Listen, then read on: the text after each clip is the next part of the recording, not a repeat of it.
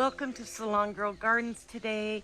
Today we're going to talk about the pretty woman lily. Have you ever been changing channels on TV and landed on QVC?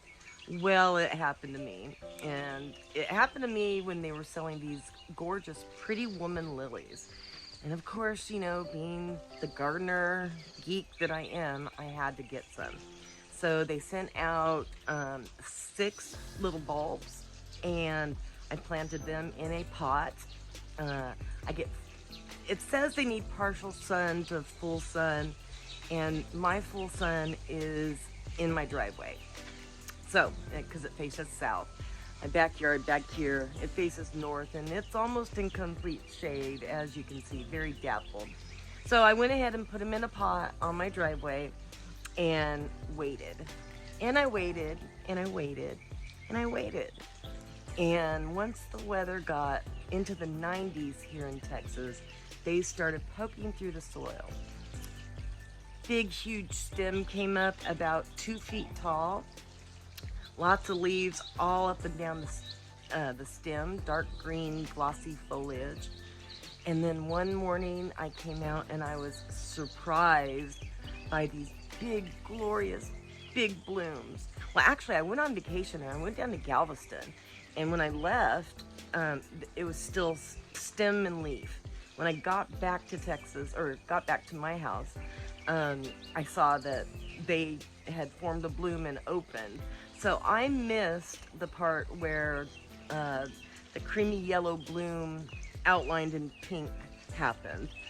When I got home, it had matured and that pink ring had gone away, and it's just white with these cinnamon stamens. And oh my gosh, the smell is, I can't even explain it. Some people say lilies remind them of funeral homes. I think because it's outside, the scent, the heavy scent, gets diluted and it just perfumes my whole front garden area. So let me show you what I'm talking about. But these lilies are a cross between the Oriental lilies and the trumpet lilies, and they naturalize. The first year they'll be 2 to 3 feet, the second year 4 to 5 feet, and the 6th year they're supposed to reach 6 feet tall, which is amazing to me. Super heavy blooms on these stems, and I had to stake mine, but that's okay. I'll give them all the love that they need. I didn't fertilize, I just made sure the pot was watered. So let me show you my pretty women lilies. So as I mentioned before, I got these off QVC from the Barber King Home and Garden collection. They sent me 6 bulbs, only 5 came up, but on the 5 I have multiple blooms, and the blooms are easily 6 to 7 inches wide.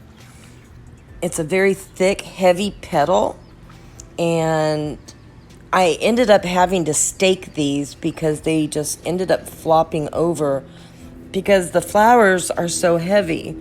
So I don't mind staking them. I'll give them all the love that they need. These grow in zones 3 through 8 in full sun to partial shade, they say.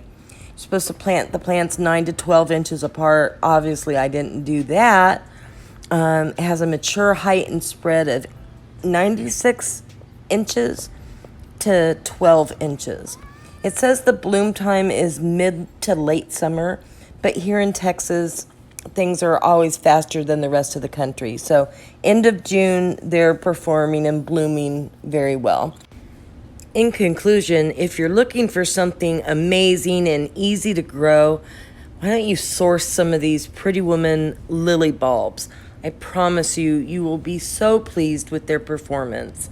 I have been, and I can't wait to put them in the landscape and let them reach their full 6 to 8 feet tall. This is the brochure that came with my 6 little lily bulbs. And how can you not love that?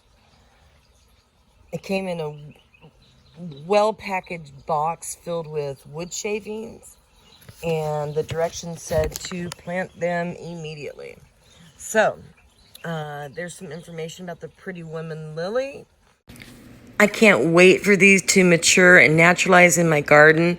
Thank you so much for joining me at Salongirl Gardens today to learn about the pretty woman lilies. Get you some.